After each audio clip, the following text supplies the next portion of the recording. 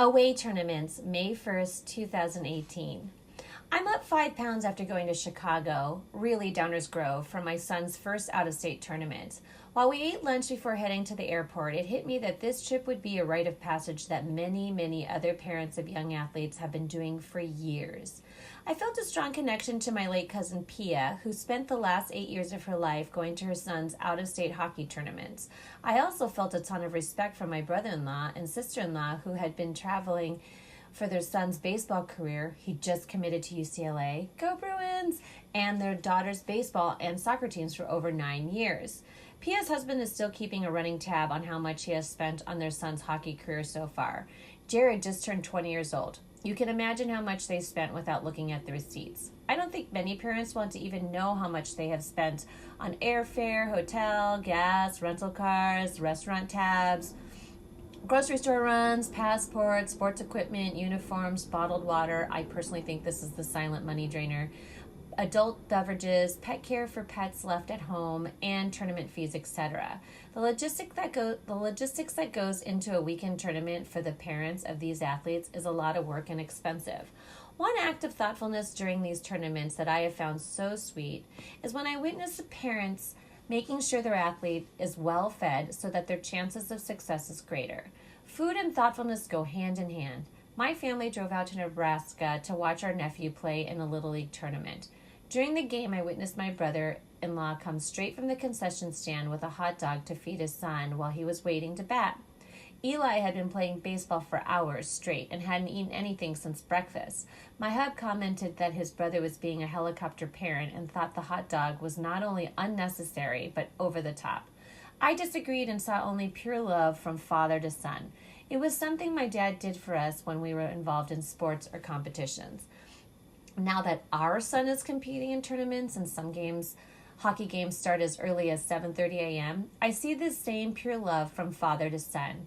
7:30 a.m. start time means backing out time to eat breakfast, time to travel, brush teeth, and get dressed.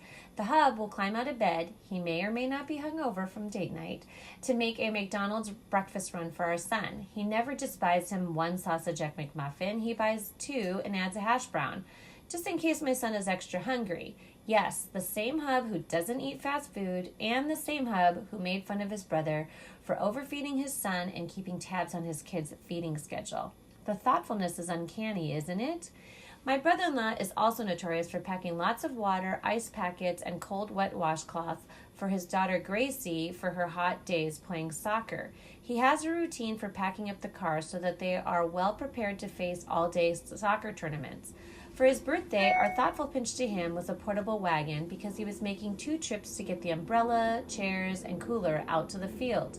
Parking for these soccer tournaments is never easy, so this could mean a mile round-trip trek sometimes. I felt like my brother-in-law because I, too, had a routine to prepare my son in order to have the best chance of being successful. I came back to the hotel room after every game and would air dry the uniform and equipment. Then I would hang up the outfit required to wear to and from games, and before we left the room, I would make sure every item was in that bag before heading out. All my son had to do was pack it and carry it. On this Chicago trip, I observed how thoughtful parents are in order for their children to not only succeed, but to flourish. I didn't rent a car because, of course, I thought I could just wing it when we got there. Well, one of these days, we had a 7:30 a.m. game with a 7 a.m. pregame warm-up. I was grateful to get rides to and from the rink with another family who rented a car. After I calculated the timetable, I immediately stopped drinking my wine and eating my pizza so that I could jump into a Lyft.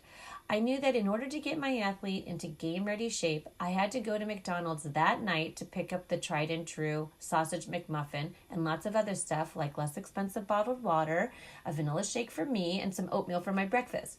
When my son woke up the next morning, he had time to eat his reheated but still delicious breakfast and get ready for the 25-minute drive to the rink. I must say it was well worth the round-trip Lyft ride to McDonald's that night because he scored a goal that morning. Teams came from everywhere. We placed 3rd out of 16 teams in his division. One thing's for sure, these guys bonded on this trip thanks to the electronic-free team meals. I know not all parents are created equal, and this thoughtfulness displayed via food and prepping for game days may not be your cup of tea, But this cute, thoughtful pinch may warm your heart. The coach's wife gave these jerseys to the boys to tape onto their hotel doors. The players were so proud to see their numbers on them and to display them on their home away from home doors, and I loved it. He didn't get to see downtown Chicago, but I'm proud that I was at least able to introduce him to Portillo's. I got my dog. Pinches, Barb.